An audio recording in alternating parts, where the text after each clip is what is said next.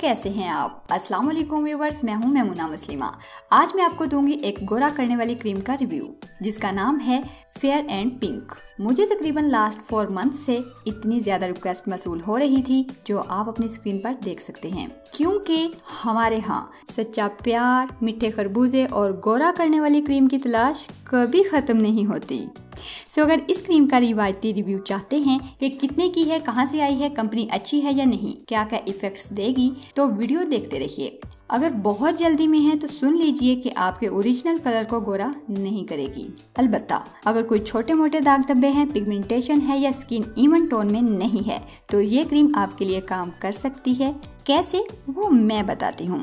शुरू में इसका मुख्तसर सा तारुफ। ये क्रीम 100% पाकिस्तान मेड है। पाकिस्तानी शहर शेखुपुरा में स्पेग लैबोरेटरीज इसे बनाती है और फार्मा हेल्थ पाकिस्तान लाहौर से इसे मार्केट करती है। नाम इसका fair and pink skin fairness cream है, मतलब 4 dimensional fairness, glowing, moisturising, complexion and nourishing.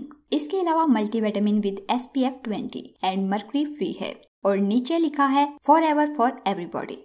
Price इसके हैं 507 रुपए पाकिस्तानी। पहले 400 की थी, मगर जून बजट 2018 में टैक्स लगने की वजह से महंगी हो गई है। इसको डर्माटोलॉजिस्ट रिकमेंडेड प्रोडक्ट क्लेम किया जाता है। ये आपको सिर्फ किसी मेडिकल स्टोर या फार्मेसी से ही मिलेगी, किसी कॉस्मेटिक स्टोर से नहीं। मैंने भी फार्मेसी से ही ली है। अच्छा, अब सवाल ये है कि मुझे इसमें अच्छा क्या लगा। ये एक मेडिकेटेड प्रोडक्ट होने के बावजूद फार्मास्यूटिकल्स नहीं है, बल्कि न्यूट्रास्यूटिकल्स है। फार्मास्यूटिकल्स और न्यूट्रास्यूटिकल्स क्या होते हैं बता चुकी हूँ, ये वीडियो देख लें। इसमें मुलेठी यानी लिकोराइस का एक्सट्रैक्ट मिलाया गया है जो स्किन के लिए बहुत कमाल फवाइद रखता है और मैं अपनी अक्सर रेमेडीज में इसका पाउडर यूज करती रहती हूँ, आपने देखा होगा। और दूसरे नंबर पर है अल्फा आर्ब्यूटिन, जो कि एक बहुत पावरफुल वाइटनिंग एजेंट है और ये दोनों इंग्रेडिएंट्स मिलकर फेयरनेस के लिए जरूर काम करेंगे। ये नाइट क्रीम है या डे क्रीम? अच्छा, बड़ी रिसर्च करने के बाद मुझे ये पता नहीं चल सका कि ये नाइट क्रीम है या डे, क्योंकि उन्होंने ऊपर लिखा है कि रात को स्किन पर जेंटली मसाज करें और सो जाएं। यहाँ से कंफर्म होता है कि ये एक नाइट क्रीम है। जैसे ही फ्रंट पर देखें तो SPF 20 लिखा हुआ है। बात थोड़ी कंफ्यूज करने वाली है कि रात नू कड़ियां धुप्पा निकलियां होंदियां ने भाई। नाइट में SPF का मुसलसल इस्तेमाल पोर्स को और लार्ज कर देता है, ये मैं नहीं कह रही, रिसर्च कहती है। लेकिन जैसे ही इसका रुख दोबारा राइट साइड पर मोड़ते हैं तो उन्होंने एक चंदा मामू बनाकर नाइट एप्लीकेशंस लिख दिया है। फिर की समझा?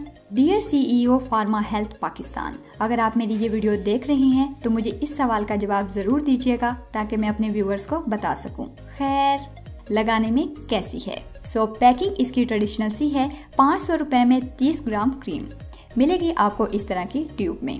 कंसिस्टेंसी इसकी क्रीमी सी है और अच्छी है।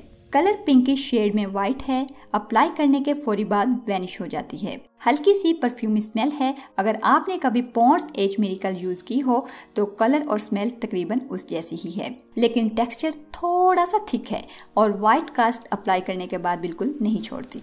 रात को भी यूज नहीं कर सकते, दिन को भी नहीं, तो फिर कब? कोई पता नहीं। अच्छा, अगर ऑलरेडी स्किन ऑयली है तो ये पोर्स को और ज़्यादा ओपन कर देती है और पसीना ज़्यादा बहना शुरू हो जाता है। मेरे ख्याल में सर्दी के मौसम में इसका इस्तेमाल ठीक रहेगा। कौन कौन इसे लगा सकता है?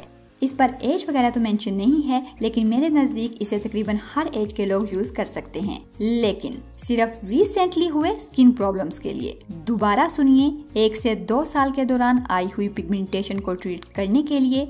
जिन लोगों के कलर ज़्यादा पुराने डार्क हुए हैं या पक चुके हैं वो यूज़ ना करें।